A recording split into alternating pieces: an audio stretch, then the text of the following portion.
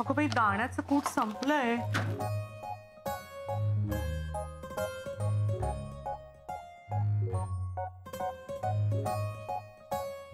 दाणे संपलेत. काय करू आता? बबड्या, सोहम, ए सोहम, ए माझं एक काम करतोस का बाळा? जरा कोपऱ्यावरनं दाणे घेऊन येतोस. आता थोड्या वेळाने जातो ना नाश्ता झाल्यावर. अरे नाश्त्यासाठी साबुदाण्याची खिचडी बनवते मी. आता खिचडी दाण्याच्या कुटाशिवाय बरी लागेल का? जा ना जरा अर्धा किलो घेऊन ये. पैसे दे मला. हो देते.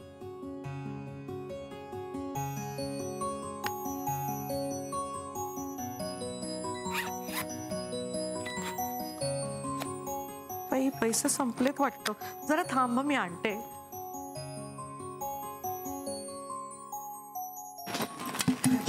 ठेवले होते पैसे. त्यातले पैसे मी काढले की काय?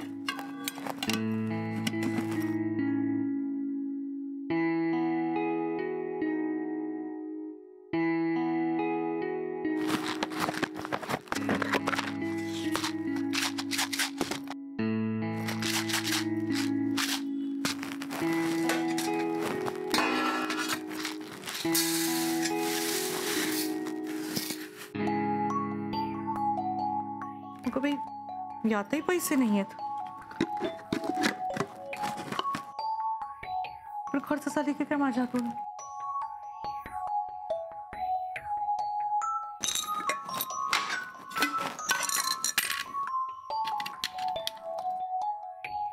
एवढेच पैसे कसे असतील? 100-100च्या नोटा होत्या माझ्याकडे. कुठे असतील आता त्या? मोठ्या बरणीत आहेत बहुतेक.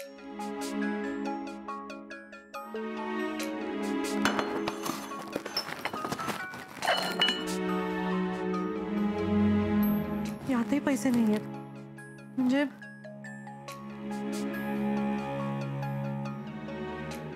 घरखर्चाचे सगळे पैसे खर्च झाले की काय माझ्या हातून?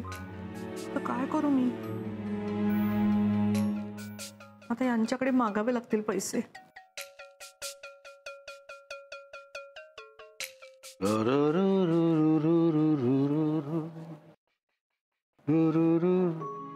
काय ग? काय झालं? वा, ओला टॉवेल बेडवर टाकायचा नसतो. टाकणारच होतो ते राहिलं. काय ग? काय झालं? Any problem? ते खिचडी करते मी. अरे वा, तुझ्या हातची खिचडी म्हणजे सुख. चल मी आलोच, मला जाम भूक लागली. हो का? तशी खिचडी झालीये माझी. मला फक्त दाण्याचं कूट घालायचंय. मग घाल ना, माझी तयारी झाली, मी आलोच. हो, पण म्हणजे मला दाण्याचं कूट घालायला मला ते दाणे आणायला पैसे हवेत. हो, म्हणजे माझ्याकडचे पैसे संपले.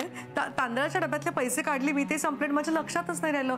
मग डाळीच्या डब्यातले सुद्धा पैसे गेल्या आठवड्यात काढले. आता त्यामुळे म्हणजे उरलेच नाहीत ना पैसे. कशाला एवढं एक्सप्लेनेशन देतेस? बायकोस ना माझी, मग मागतेस काय? ऑर्डर सोड. सामान आणायला पैसे हवे. चला द्या लवकर. दुकानातून दाणे आणून देऊ का? नाही नको, बबडे आणतोय. ही बघ, अशी कोवळी पानं काढायची आणि कोवळे देठ असतील ना तर तेही घेतले तरी चालतात. काय टाइमपास आहे हा. आई पैसे देतेस ना? हो देते.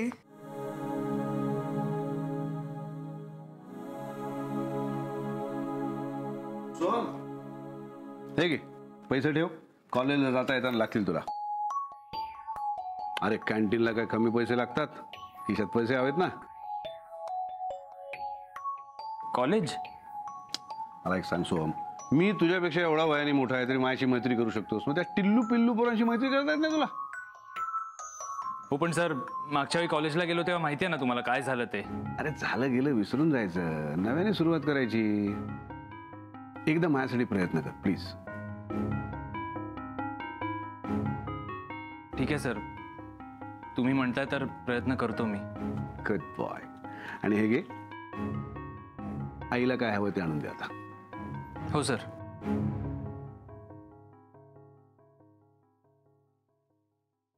बबड्या जरा येताना आलं आणि हिरवी मिरची पण घेऊन ये हं. हो आणतो.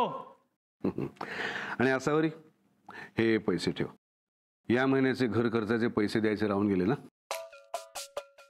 अहो हो खरं म्हणजे काय झालं ना माझ्या पाकिटात पैसे संपले ते कळलंच नाही मला म्हणून तुमची धावपळ झाली ना सकाळी सकाळी एकदम. माझी आई आय एम सो सॉरी. तुमची ती सगळी धावपळ ह्याच्यासाठी चालू होती. अरे मी पण कशी विसरले तुम्हाला या महिन्यात पैसे द्यायला. 1 मिनिट थांबा. शुभ्रा अगं राहू दे ना. ए शुभ्रा बघा मला सॉरी म्हणून गेली ती. म्हणजे खरं तर घोळ माझ्यामुळे झाला ना. मलाच कळलं नाही की माझ्याकडचे पैसे संपले होते ते. ठीक आहे ग. तुझ्या मागे काय कमी व्याप असतात का. आम्ही वेळच्या वेळी पैसे द्यायलाच हवेत. आई हे घ्या माझे आणि सोहमचे. I am so sorry. मी कशी विसरले मला लक्षातच येत नाहीये. मी पुढच्या महिन्याचा मी रिमाइंडर लावेन आणि तुम्हाला पैसे वेळेत देईन ना. खरंच सॉरी. शुभ्रा सारखं सारखं सॉरी नको ना म्हणू. तू मला सॉरी काय म्हणतेस.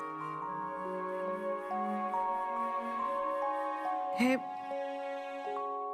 हे हे माझ्याकडचे पैसे माझ्याकडे एवढेच उरले आहेत आता. म्हणजे तुम्ही दोघांनी ठेवलेत ना. काय ग असावरी तू पण. हे आणखीन ठेव लागतील तुला. अहो नको कशाला. अगं, मी या घरासाठीच कमवतो ना. अहो कशाला. आई राहू द्या ना. अहो उद्या अडीअडचणीच्या वेळी समजा आम्ही नसू घरी आणि तुम्हाला पैशाची गरज पडली तर हे उपयोगी पडतील ना. त्यावेळी जर हातातले पैसे संपले असतील तर मग तुम्ही काय कराल. कुठून आणाल पैसे. राहू दे. खरंय तुझं म्हणणं ग. माझ्याकडे कुठून पैसे येणार ना. म्हणजे माझ्याकडे स्वकमाईचं असं काहीच नाही ना. मी शेवटी पैसे साठवणार तेही तुम्ही दिलेल्या पैशामधूनच. आई सॉरी. खरंच मला असं नव्हतं म्हणायचं तुम्हाला. अगं नाही बाळा मला माहितीये तुला नव्हतं म्हणायचं तसं.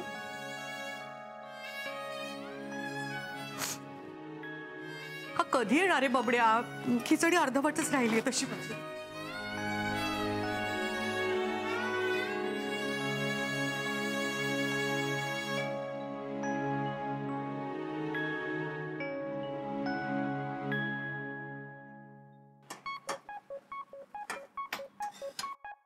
असावरी मला एक 500 रुपये ना बाईक मध्ये पेट्रोल भरायचं.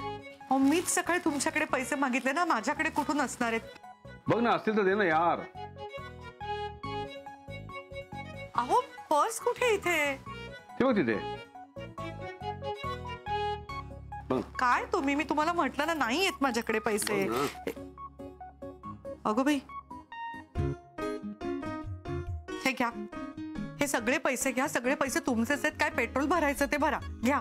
तुझं मला काय करतेस. फक्त 500 रुपये दे. अहो असं काय करताय. ठेवा ना हे. फक्त 500 रुपये दे. हट्टी आता तुम्ही. घ्या. थँक्यू. आई हे घे. आलास का बाबा. तू काय भुईमुगाच्या शेतात गेला होतास का शेंगदाणे आणायला. आणि हे काय तू पुढे उघडीच आणली आहेस. खात खात आलास का. हो एरियातली सगळी दुकानं बंद होती. केवढं लांब जायला लागलं माहितीये मला. बरं त्या चिकचिकाट ऊन वैताग आला नुसता. हे बघ हे 30 रुपये उरलेत ना. हे मी ठेवतोय आता. अरे बापरे. शेंगदाणे आणल्याबद्दलची टिप हवी आहे तुला आता. टिप नाही कष्टाची कमाई आहे. एवढे दाणे आणून दिले ना मी. बरोबर आहे. अरे मी तर म्हणतो या कष्टासाठी तुला 30 काय 50 रुपये मिळायला हवेत. हे घे. बरोबर ना असावरी. हो हो किती वणवण करून घेऊन आला ना दाणे तो. सोहम कष्टाचा मोबदला मिळायलाच हवा. पटतंय ना तुला. येस सर नक्की पटतंय मला. मला असं वाटतं की आजपासून या घरातल्या प्रत्येकाला घरातल्या कामांच्या बदल्यात मोबदला मिळायला हवा. अरे वा म्हणजे घर बसल्या पैसे कमवता येतील. काय बरोबर ना. अहो प्रत्येकाला म्हणजे मला सोहमला शुभ्राला आणि तुला. मला. अहो असं काय करताय. घरातली कामं प्रेमाने आणि मायेने करायची असतात. आता आपुलकीची किंमत लावणार आहात का तुम्ही. तुम्ही जा सगळे बाहेर जा बरं. उगीच काहीतरी नवे फतवे काढू नका. मी पटकन दाण्याचं कूट करते खिचडीत घालते आणि घेऊन येते. शुभ्रा बाळा प्लेट घेशील का. हो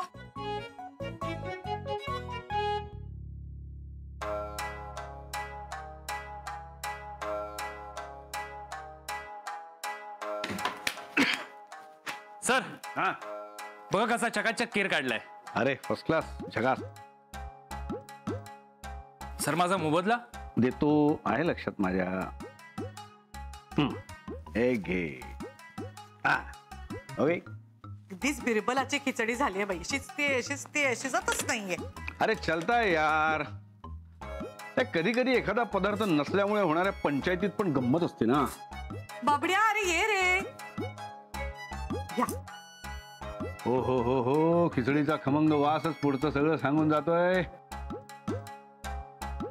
चला, अन्नपूर्णेपुढे प्रत्येकाने 70 रुपये ठेवायचे. ओ राईट. 70 रुपये? हा, कुठल्या रेस्टॉरंटला गेलास तर एक प्लेट खिचडी 50 रुपये असते, 20 रुपये चहाचे. काहीतरीच काय. आई, आता हे ठरलंय ना आपलं. अरे हे काय करताय? पैसे काय ठेवताय तुम्ही? मगाशी तुम्ही मस्करी केली, हसलात, तेवढ्या पुरतं ठीक होतं. आता हे खिचडीचे आणि चहाचे पैसे ठेवताय. मला हे अजिबात आवडलेलं नाही. मला नाही चालणार आहे. असावरी तू खिचडी घे, मी बघतो.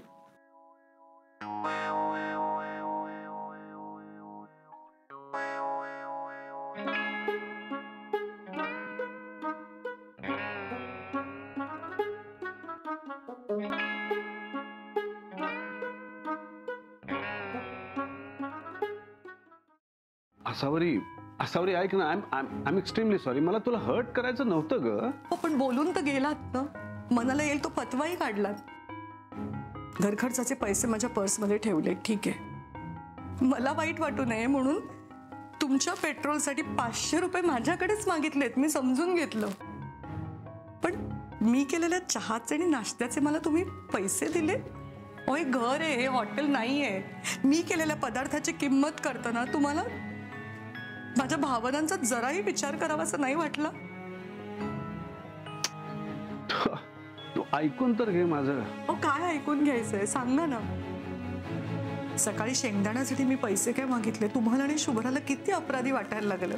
ती सुद्धा वेळेवर पैसे दिले नाहीत म्हणून 4 वेळा माझी माफी मागितली तिने, सॉरी म्हटलं तिने. आणि तुम्ही ह्याच्यावरती मार्ग काय काढलात? तर मी केलेल्या कामांचा मला मोबदला द्यायचा. वर्षानुवर्ष आम्ही बायका घरात खूप कष्ट करतो, खूप काम करतो. ते कुठल्याही मोबदल्याच्या अपेक्षेने नाही. आम्ही खूप कष्ट करून जे काही बनवतो ना, जो काही पदार्थ करतो, तो खाताना आपल्या नवऱ्याच्या आणि आपल्या मुलांच्या चेहऱ्यावरती समाधान दिसावं.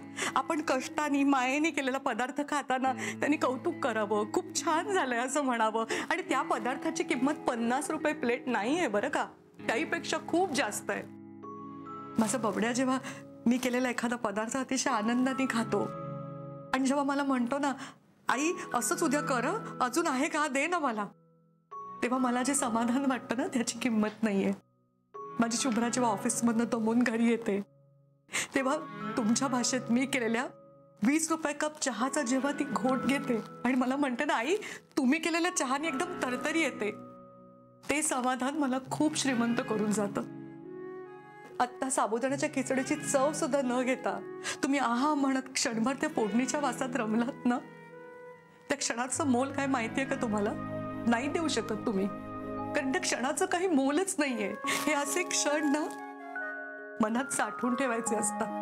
माझ्या तांदळाच्या आणि डाळीच्या डब्यात पैसे नसतील कदाचित, पण असे लाखो क्षण मी माझ्या मनात साठवून ठेवले. आणि हे क्षण मला दिलेत बबड्यानी, बाबांनी, शुभ्रानी, तुम्ही.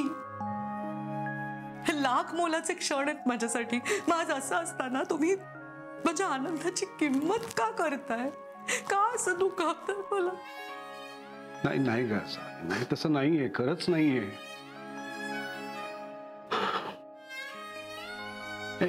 हे बघ, आपण देवळात जातो, देवासमोर उभे राहतो, देवाला हात जोडतो, काय नेलं असेल तर नारळ ठेवतो, मिठाई ठेवतो, शक्य झालं तर 10 रुपयाची नोटही ठेवतो. ही काय देवाच्या आपल्यावरच्या कृपेची किंमत असते का? नाही ना. प्रत्येकच जण आपल्या कुवतीप्रमाणे देवाचे आभार मानण्यासाठी त्याच्या समोर काहीतरी ठेवतो. देवाची कृपा तर आपल्यावर अहोरात्र असते, जसं एखादी गृहिणी अहोरात्र आपल्या घरच्या लोकांसाठी झटत असते, कुठलीही अपेक्षा न ठेवता, स्वतःचा स्वार्थ बाजूला ठेवून त्यांच्या आनंदात स्वतःचा आनंद मानत असते. आणि कित्येकदा घरातल्या लोकांना याची कल्पनाच नसते. आपण जसं गरज पडेल तेव्हा देवाला हात जोडतो, तसं गरज पडेल तेव्हा आईची, बायकोची, सुनेची आठवण येणं हे योग्य आहे का? नाही, गृहिणीच्या कामांची किंमत करता येत नाही, मान्य आहे मला, पटलंय मला, पण म्हणून तिच्या कामांची किंमतच नसावी का? अरे सकाळी सगळ्यात आधी उठून पहाटेच्या पहिल्या चहापासून सुरुवात होते तिच्या कामांची. देवपूजा, नाश्ता, केर काढणं, धुणी, भांडी, डस्टिंग, खोलीतले बेड आवरणं, अमुक काम तमुक काम, म्हणजे अख्ख्या घराचा हाऊसकीपिंग, अख्ख्या घराचा हाऊसकीपिंग एकटी गृहिणी सहज सांभाळते. मग शेफ बनून स्वयंपाक करते, मुलं शाळेत जाणारे असली तर टीचर बनून दुपारी त्यांचा अभ्यास घेते, म्हाताऱ्या सासू सासऱ्यांची नर्स बनून, डॉक्टर बनून त्यांची काळजी घेते, नवऱ्याला काही कमी पडू नये म्हणून सतत त्याच्या मागे पुढे असते, कधी त्याची आई बनते, कधी त्याची मैत्रीण बनते, तो चिडला, संतापला, टेन्शन मध्ये असला तर त्याची काउन्सिलर बनते, आणि तो कुठे अडला तर त्याचा मेल इगो न दुखावता त्याची गाईडही बनते. 4 भिंतींचं जिवंत घर बनवते ही गृहिणी, परफेक्ट होम मेकर. सावरी, तुला कल्पना तरी आहे का, ही आता जी मी सगळी सांगितली ही सगळी प्रोफेशन्स आहेत, व्यवसाय आहेत हे. या प्रोफेशन्सना बाहेर जगात प्रोफेशनल फी मिळते, ज्याला आपण पगार म्हणतो, मोबदला म्हणतो. आणि गृहिणी मात्र कसलीही अपेक्षा न ठेवता हे सगळं दिवस रात्र करत असते. गृहिणीने जर का याचा मोबदला घ्यायचं ठरवलं ना, तर ती त्या घरातली सगळ्यात जास्त पैसे कमावणारी व्यक्ती असेल. नाही, गृहिणीच्या आनंदाला पैशाने मोजता येत नाही, त्याची किंमत पैशाने करता येत नाही, मान्य आहे मला. 50 रुपये प्लेट खिचडी हा काय आनंद नाही. पण असावरी, तू जे काही करतेस ना त्याची आम्हाला खूप खूप किंमत आहे. कसं सांगू तुला? तूच त्याची किंमत ठेवावीस.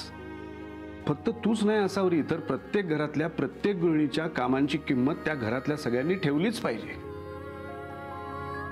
मला एक सांग, घरातल्या सगळ्यांसाठी झटणाऱ्या, त्यांना काय कमी जास्त हवंय नकोय ते पाहण्यासाठी, त्यांच्या सुखासाठी दिवस रात्र कष्ट करणाऱ्या, आपल्याला हवं तेव्हा आपल्या बरोबर असणाऱ्या, आपलं मन समजून घेणाऱ्या,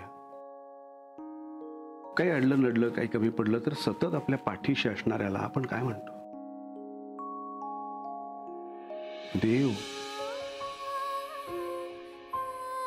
देवच ना. मग माझ्यासाठी ही गृहिणी त्या घराला मिळालेला देवाचा आशीर्वाद आहे, आणि त्या आशीर्वादाची किंमत आपण सगळ्यांनी ठेवलीच पाहिजे.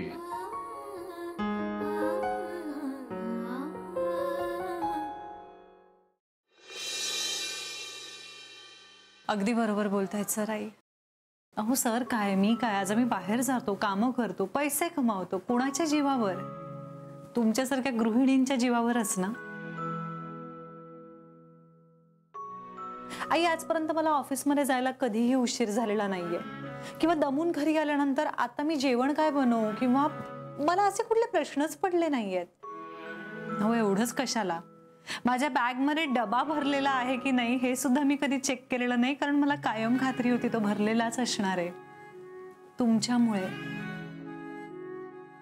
आज मी बाहेर जाते, पैसे कमावते, पण हे सगळे फक्त माझ्या एकटीचे कष्ट आहेत असं वाटतंय का तुम्हाला?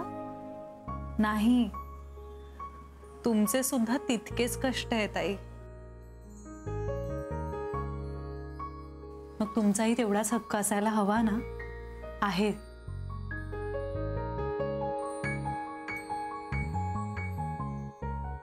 असावरी, तुझ्या प्रेमाची किंमत नाहीये. ती किंमत मी देऊ शकीन एवढा मी श्रीमंतही नाही. मला एवढंच सांगायचंय, तू जे काय करतेस ना त्याबद्दल थँक्स.